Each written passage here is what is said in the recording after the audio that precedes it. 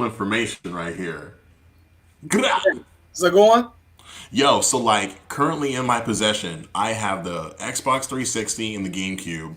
I know my younger brother's trying to like cop the GameCube for me, so I'm gonna let that go when the time comes. But like being as though I'm now 2 cycles behind console wise, like the homies are at my crib. We're playing like Crash Team Racing, the reboot on PlayStation 4. It's so good, right? And Reboots have been dude, amazing lately. oh my They've gosh, been going like crazy. it's so like they every little nuance about what made that game on the PlayStation so good is present in both that game and the reboot of the first 3 Crash Bandicoot games. That's what I love Like, to hear. man, like it makes my old head side come out because I'm like, yo, like, why can't companies with a lot of money make great wholesome games? And you're seeing that a little Anymore. bit and you're seeing that a little bit with people like the developers of Among Us and Yeah. stuff like that because like anybody can play this game and not be like grossed out or offended by the content. But I Yeah. digress. Like my man's is like, bruh, why are you gonna cop the 5? And I'm like, why would I do that when the 4 is right here? Like it's clear that there is a consistently active community for the 4. Now, take yourself back to when the 3 was like being phased out, right? Right. Like when the 4 hit the market, it was clear that oh shit. Well, folks, it appears I'm all by myself. If you've been following the Gorilla Gang podcast for a long time, you'll know that sometimes the internet can be a little, how should I say, shaky. That was scary. I got you. I'm here. I'm here. I kept it going. I Bruh. kicked my own self out of fucking broadcast. That was scary. I thought we Oh, were shit. all over again. I've been Oh, crying. fuck. Okay. So, like, when the 3 was being, like, when the 4 hit the market, it was clear that there was no, like, need for the 3 any longer. Like, the Sure. difference between the 3 and the 4, night and Yeah. day. I'm of the mind, it's like, when I see the 5 for the first time, I better had seen the same thing take place. Because I'm of the mind, yo, like, the 4 is in a very healthy place in its like environment. I don't know what the fuck they're doing over at Xbox and Microsoft. I'm not really concerned. Like I have a lot of people. I'm friends with a lot of people. I'm very extroverted. Of Right. all the video game friends that I've seen in their homes, I have seen one person with the Xbox One. And no shade to that person whatsoever. People that I haven't spoken to, like been to their homes, one other person. So that's 2 people out of the like what, 1,000 friends I have on Facebook. Most of these people have the PlayStation 4. That's just a fact. Three. Three people. Oh, my bad. No shade. Like again, no shade. But like the So I made the wrong decision this time around. Hey, we'll get next time with the shit. PlayStation 5. Like, That's how I feel about and it. it's like normally I don't care to follow trends in such a way, but like I'm now like almost 30. I'm not going to be slandered of my choice of console. It's just not happening. Forget about it. Like I already have enough like pride in my heart to say, yeah, I got the 360. I ain't got the 4 because I'm fucking poor. You know what I'm saying? But like, if I have a Okay. chance to like jump to like a current timeline, like my priorities are playing Super Smash Brothers, so I'm gonna get the Switch. Plus, if I get the Switch, my partner is more likely to play video games with me. Like, sure, we've been in situations where they've played PlayStation 4 with our friends, but like, since we have the freaking 360, it's too much of a jump, you Yeah. know? And my partner likes to smoke, and so when they're playing games on the 4 and they're high, it's like, I'm having a hard time. You're having a hard time? No. My partner. I'm speaking of my partner. Like, oh, what am I doing here? And I'm like, let me take this controller from you real quick.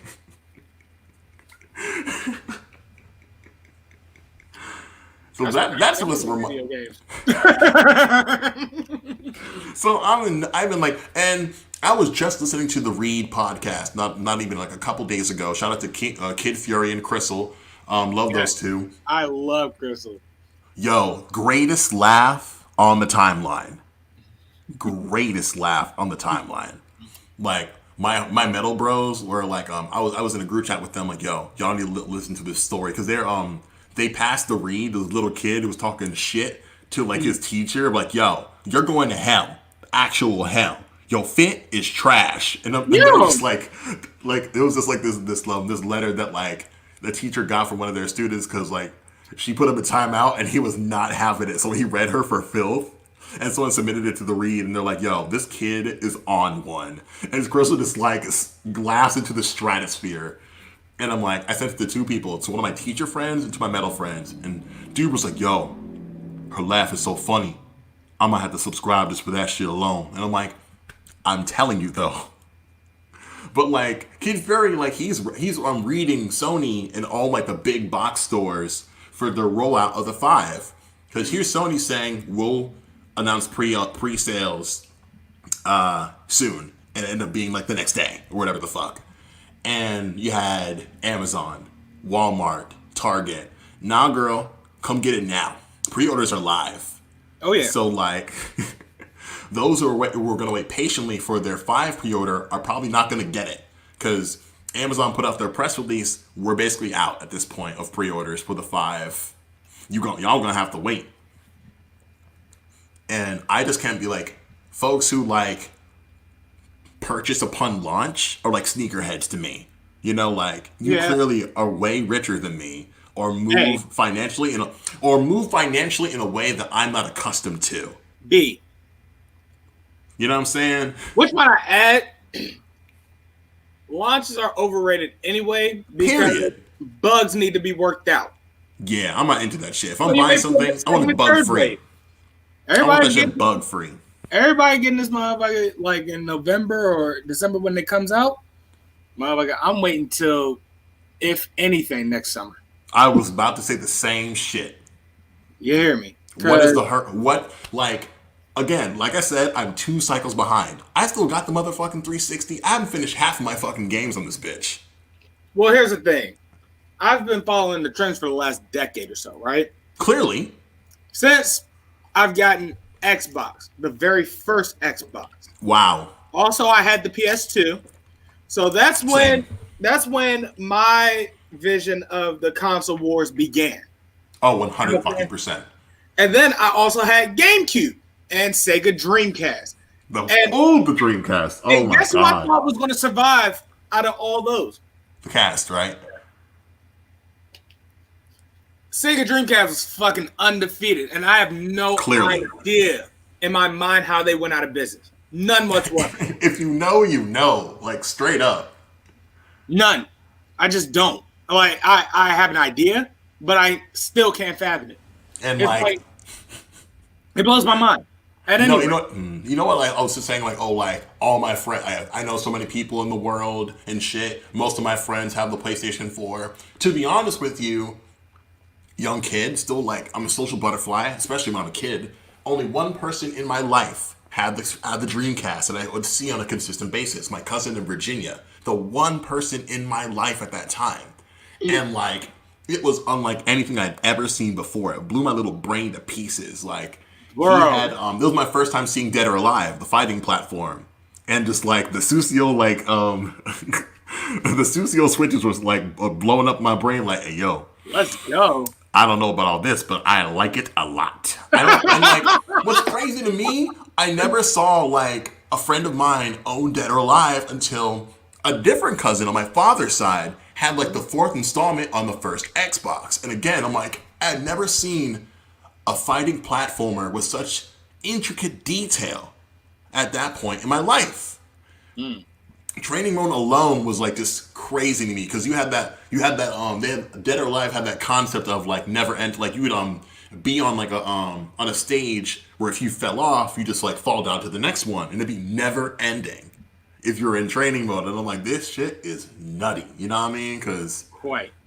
I was just used to like playing Street Fighter and stuff like that. However, so yeah, that's when my idea of the console wars started because Yeah. I had all the games when I was younger. As Yeah. I got older and money got tighter, and I Yeah. had to get a job of my own, I started buying, less and less. However, I did stick around for Xbox 360. Mm-hmm. And when I made the decision of Xbox 360 because my thing was, well, PS2 was so dope. I don't think PS3 is going to top it. However, Xbox had work to do. Like, it still Yeah. had room for improvement. Oh, sincerely. And that's how I made the decision. And apparently, I was right. So, And if I'm keeping it real with you, looking back, I would say that like the PlayStation 3 and the 360, they're about the same. They're like I would say the quality was the same, but there were yeah, clear differences. Now, notable. like, and like, again, like I maybe like seen the one on two occasions. It's just I had more exposure to the four. More people I knew who were like just out here in the field, gaming wise, Mm-hmm. had the four.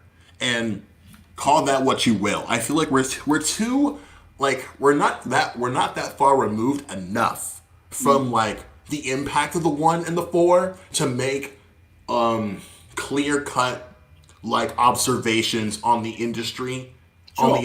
and like I love following video game content on YouTube and shit like that, but No doubt. like it's just like we're still in the midst of that. Like a decade from now, if we're still here, inshallah, like it'll be fun, like looking at like the details and stuff. Like I specifically found a video on YouTube of the dude who started Naughty Dog, and like was saying, bruh, like when we got like because they were pitching Crash Bandicoot to Sony, and they're like, here's a PlayStation, go to town, and they're like, this shit is cool, but we need something more to make this game pop.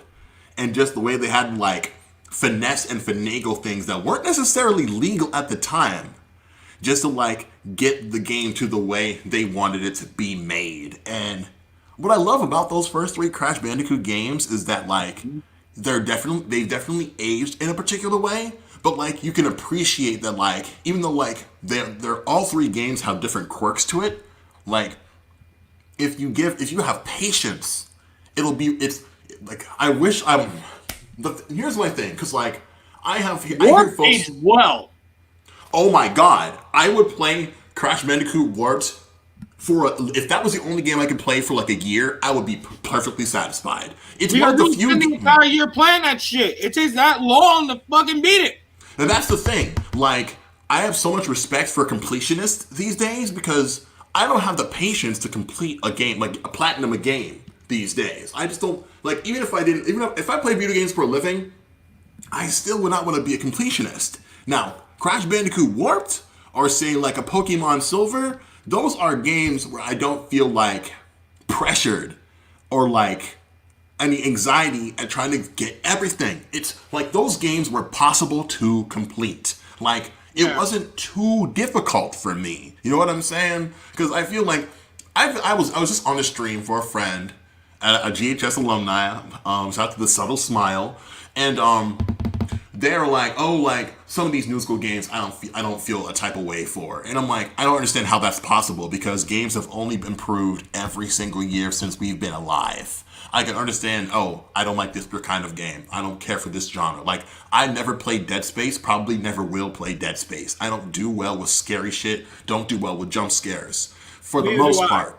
And but like, I can see that thing and I'm like, oh my god, I can't believe, like, they made things like this. Like, the Yeah. fact that Dead Space exists, it floors me, because that shit is fucking terrifying. Like, here's the thing, right?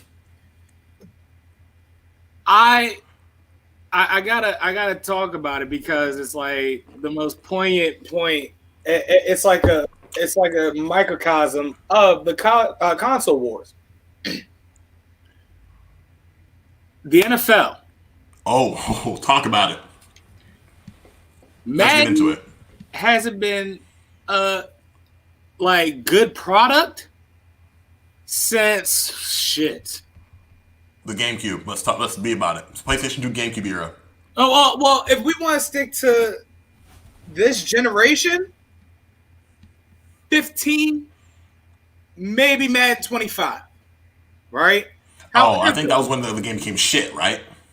It was when they started adding on to the next gen consoles, and it was still on the Xbox and PS2 as well. Yes. However, if we're talking about all time, Madden hasn't necessarily been solid, like a legitimate product since 07. Oh, I completely agree. I completely agree. And like, I don't. This is coming from a person who doesn't like consistently because you know the type of niggas who buy like the sports game every single fucking season. Right. Like we all have like either you're one of those people or you know them, and I know I people am like one of those that. people. Exactly. You're like you're I'm a in. slave for a football product every year, and I'm stuck with the same fucking product every single year. I remember a time Disgraceful. where NFL 2K5 was better than Madden. That's crazy to me. I can't even imagine such a thing. It's such a crazy fucking concept to think of right now because Yeah. EA Sports bought out the NFL and created a monopoly to the point where 2K Sports tried to make a little football game called All Pro Football 2K. Never heard of it. It featured actual NFL legends, and the game would have been much more solid if it was promoted more. They would have probably had a sequel for it, so on and so forth. But wait, but when? When did it come out? 07. What platform? 2? The PlayStation 2? Yeah, 2 and Xbox. That's why I don't know about it. That's why. Exactly. That's why I don't and know. I believe it was on GameCube as well. Shit. Yeah. Like, exactly. It wasn't heavily promoted like, an EA Sports title was. So nobody 100% knew about it, but if you knew, you knew. 100%. And that jump was solid. And they, kind of stripped down a little bit from 2K5. And it was still a solid product. Yeah. Nevertheless. Yeah, like, sports games are...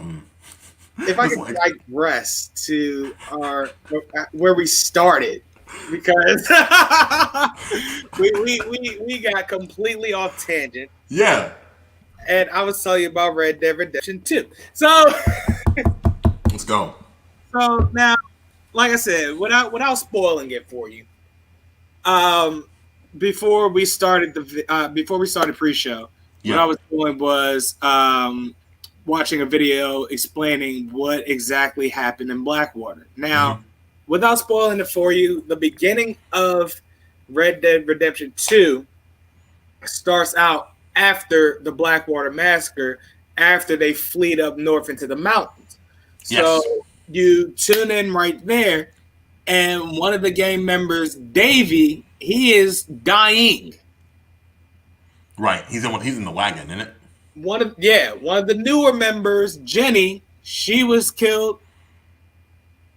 Davy's brother Matt was killed back in Blackwater. One of the gang members, Sean, held hostage out in Blackwater by bounty hunters. And they're trying to regroup. So they introduced Arthur. And Arthur's pretty much like, I found a place, a little further up north. Let's take shelter or whatever, and regroup. Yeah. So basically, Arthur trying to get information what happened back at Blackwater, because Arthur wasn't involved. Arthur and Hosea, they had a real estate scam going on. Right? Scammers. So the plan was, well, let me tell you the entire deal. Sure, yeah. So what happens is late 1898, early 1899, the gang turn of the century. Yeah, the gang lived out west.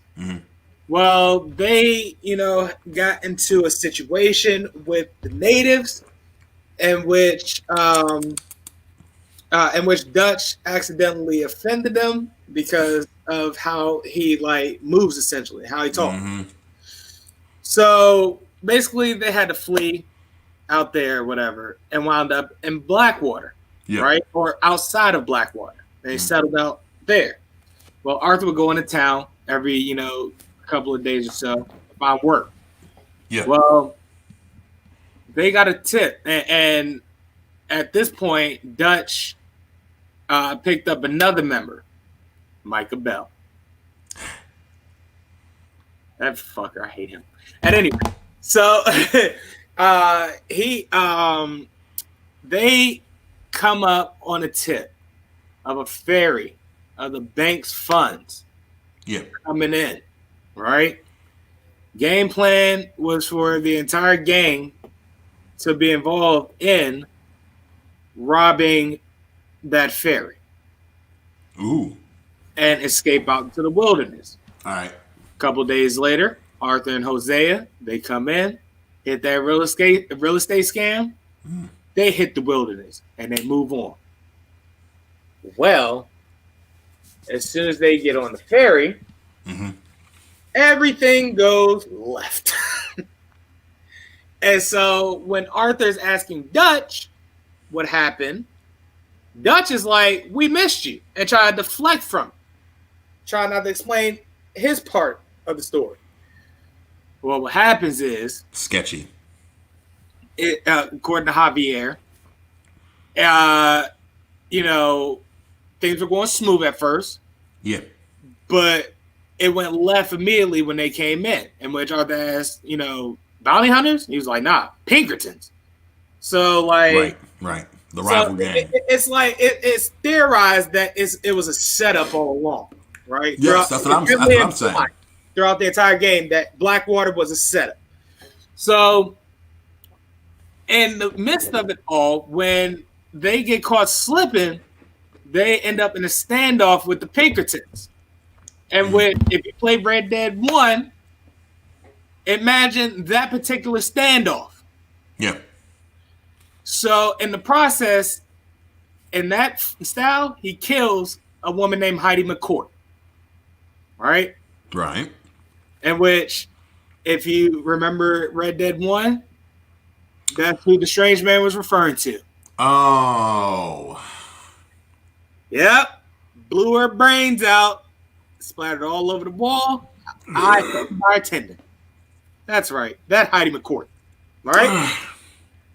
And that's how Dutch did it, because it was a way to get away. Right. Right? However, that started his mental decline.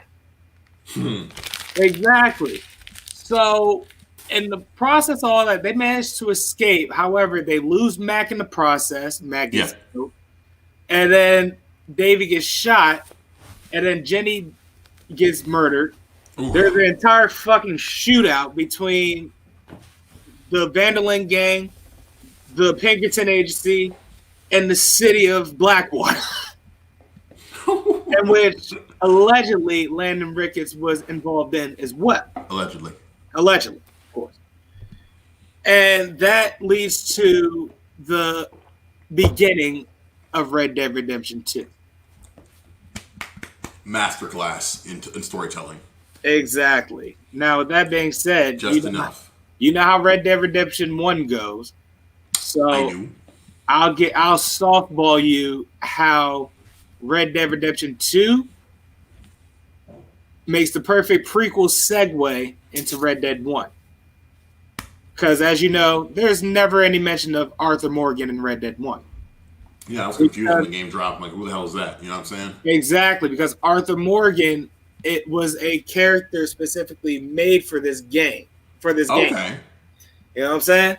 He's the gang's lieutenant, the right-hand man, the cleaner. You know what I'm saying? Yeah. If anything needs to be done and done effectively and efficiently, Arthur. You ask Arthur to do it. Dutch and or Hosea always ask Arthur to do everything essentially. In which Arthur, because those two raised him and John as children, they were the first two members of the gang, Arthur and John. So they raised them as their own, and Arthur was the more competent one. Yeah. John was not as smart as chip on his shoulder. Exactly. So where John had the whole chip on the shoulder thing because he wasn't as smart. He was a hothead, yeah. Well, not necessarily a hothead, because younger John, he was actually, a little more relaxed, just a bit of an asshole. So, but Arthur would consistently humble him by busting his balls over how stupid he is and how this motherfucker managed to A, get shot during the Blackwater massacre, and B, get fucking ran up on by wolves, leading to that scar. But still, Firefist Ace and Rubberman Luffy. But still, Arthur treats John like his little brother. In which, when John leaves the gang for a little bit because John was in complete denial that Jack was his baby. Ew. Yeah. Arthur get a little soapy in here. Arthur was tight about that because I bet nobody usually leaves the gang other than this dude Trelawney. And he leaves the gang because he's like the gang's scout and sleuth. So he just gets around. That way he can report back to the gang. Yeah. But nobody else leaves the game. Except for John, which pissed Arthur off. And which Jose broke it down to him was like, I mean, I left the game for a little while. And which Arthur was like, I kind of remember that, but you were still there. You know what I'm saying? Like, you didn't effectively leave. Jose was like, bro, I got married and I left the game, but the missus knew what it was. And that's why we came back. Yeah. But we left. He was like, it happened. So, like, he was just calming Arthur down. He was like, man, just ain't shit. move things out with John, essentially. However, so Arthur, as the game goes along, he starts to realize this gang shit is going to die out very soon. And then as you progress further into the game, you realize he's going to die out soon as well. Oh. Right? He just knows in his spirit. So I play the game canonically, meaning Canonically, thank you. Meaning there's no reasonable way to play with bad honor because the arc. I don't like that shit. Yeah, the arc of the game is redemption. Yes. Right. So essentially, Arthur realized Dutch is losing his goddamn mind. You know what happened? He's dead. Dutch got Jose killed. And Dutch is losing his fucking mind. Unfit to lead. Exactly. So it gets to a point where Arthur like, man, fuck this. I'm going to get everybody straight because I blew it with my ex because fucking with the gang, he had a little, thing in the storyline with his ex and they were getting ready to get back together, but he like, man, I need to help the gang out. But as soon as I get everything tied up together, I'm pulling up. You know what I'm saying? But some shit went down. Mm-hmm. He heard about it. She sent them a letter. It was like, man, I'm done. Don't come back. Exactly.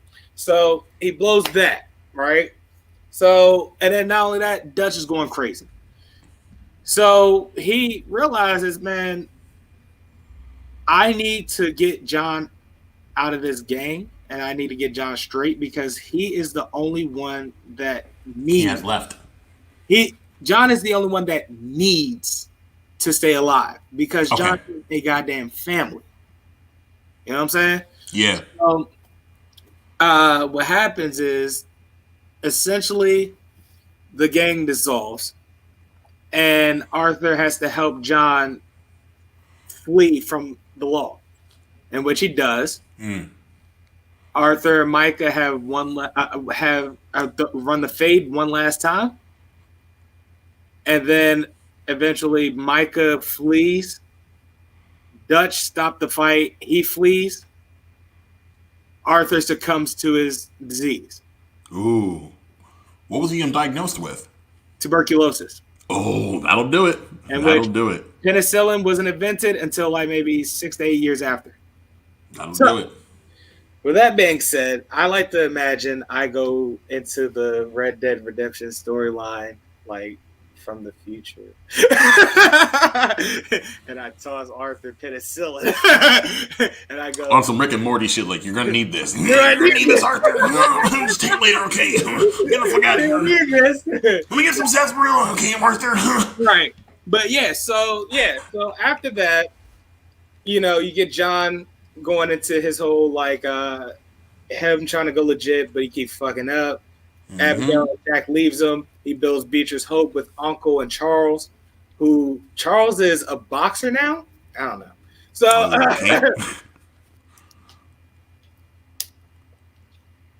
so this chick that they saved in the beginning of the game, Sadie Adler. Yeah. Her husband was murdered by the O'Driscoll gang, which is a rival gang. Yeah. She has a story arc of her own. All these characters have a story arc one way or another. The entire game has story arcs one way or another. Like you have one member of the gang that she's just like, she just enjoy a good robbery and she loves the party and shit like that. But as the gang progresses on, she starts to become a drunk, and it's implied that she like drinks herself to death at the end. Shit like that. You know what I'm saying? Motherfuckers have arcs. But what the gang cook, he ends up owning the like general store in one of the cities in the game and shit. Like, wow, exactly. That's awesome. Shit like that is dope as hell. So it's like that game is a fully fleshed out game, and it's like once you world building is so important. Exactly, and the thing about it is, even with the storyline, you still don't 100% get a full like immersion of the game unless you go around and do random shit. You have to go around and do random shit. It's like must, like with Grand Theft Auto, like it's kind of it doesn't really pay. It needed something more. Yeah, with Grand Theft Auto, it doesn't pay much to do the goddamn Strangers like, and Freaks mission, like because like they can fuck around and just ambush you. And like then you're shot the fuck up. Now you're wasted out $1,000. That's bullshit. However, with Red Dead 2, all the stranger missions behooves you of some way, shape, or form. Like it pays off, right? It pays off in some way, shape, or form. If it doesn't pay off by like money, it pays off for a hell of a story. Shit like that. You know what I'm saying? There is actually one little stranger jump where you encounter, like you can like go and find people in their houses or whatever, and they lure you into their houses and shit. There are a couple of instances, right, where Arthur can be lured to one house. He like has dinner with a brother and sister, but they're like a little too close. Yeah. So, then they like feed him or whatever. They give him a shot of some like strong shit that knocks him out. And like he winds up in like a large ditch with a bunch of dead bodies and shit, right? With all his money gone and shit, right? So you pretty much gotta go, do I, let it rock? Or do I say, nah, fuck that? In which I need my shit. Nah, fuck that. And then you go in there and just blast these motherfuckers, and you go looking for your money, in which you find it or whatever. Yeah. And then I just rob them of the rest of their shit. So there's another instance, however, in which I've luckily never encountered, where you go in. One guy's, he sounds like a bit of a weirdo, but he like offers you dinner, and so you kind of oblige as an adventurer. Sure. But he knocks you out. Of course. And he and when you come to, like, you hear your pants zipping. Yeah. And he's like, you had a good struggle. It was fun, but I ended up winning, and you end up you end up blacking out again. And then you you come to like somewhere in the middle of the swamp with like most of your health gone and you're like drained. And when like Arthur gets up, he like kind of like looks around and like pats himself. He goes, "Oh my Lord," like that. Why do they have to do that? You have to kill that motherfucker at that point. You gotta Yeah, kill I'm just like, that's so unnecessary. Like that's the problem with making. That's the one issue I have with like creating mature content. It's like, don't do it that be just too for real. shock value. You know what I'm saying? Like, I'm sure there are plenty of like survivors of that sort of instance that'll tell you it's like, what the fuck? Like, it has to mean And that's something. triggering fucked. Yeah, Exactly. like But my but nonetheless, it's like it tells you a story. Like that was the West back then, dog. It was sure, 100%. wow. Yeah, Like there was nothing no has like changed. nothing there, but it was really no holds barred to the point where like the stuff that we call politically incorrect was perfectly fine back then. You know what I'm saying? Yikes! So like that little side missions like that kind of like tells a story. Like the West was wild as fuck, and Wild for a reason. this was a time where civilization was starting to develop, and this was one of the reasons why civilization was starting to develop to You catch know, motherfuckers like that. like Lovecraft Country is like it's popping right now. It's on and popping.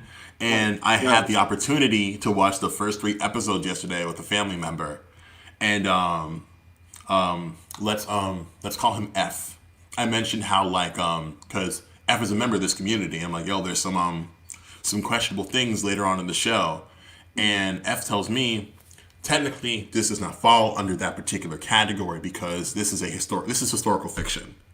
All right. Like we can't will rather like straight people like myself should consider not seeing it in that way given the context of what takes place in the show. And I haven't gotten to that point yet. But like you know me, I'm on an eternal quest to be as SJW as possible because I know I know it is impossible to not offend anybody that I come across. But like I want to make sure that I'm ever so careful with every single step that I make. But man, like I'm a super like Peele stan, so I'm like, yo, if Jordan Peele is involved. I want a piece. I want to see. Like I As heard you about should be. He's good. yeah, He's good what he does. listen. Like That's not like good what he does, dog. I trust Hands the down, brand with fucking my hands down. life. He is Jordan Peele is undeniably good at what the fuck he does. He is no like you know how people like try to give black directors flack or a little bit of like Spike.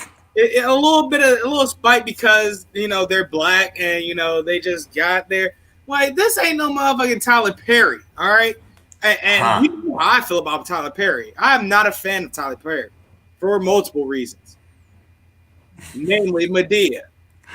I'll get to that in a second. I just want to be like, I trust the vision. I trust the brand. Like I know he's gonna remake Candyman and like I don't do scary stuff, and I've heard some things about this film that make my blood curdle. So I'm like, I can't even imagine what that's going to be, but I know I have to have a piece of it because I want what he's doing to endure for It's the like years to come. with what he's putting out, it's starting to like he's like kind of reeling us into a sicker mind. You know what I'm saying? Low key, because was just the tip of the iceberg. because like Lovecraft Country, these first 3 episodes are so good.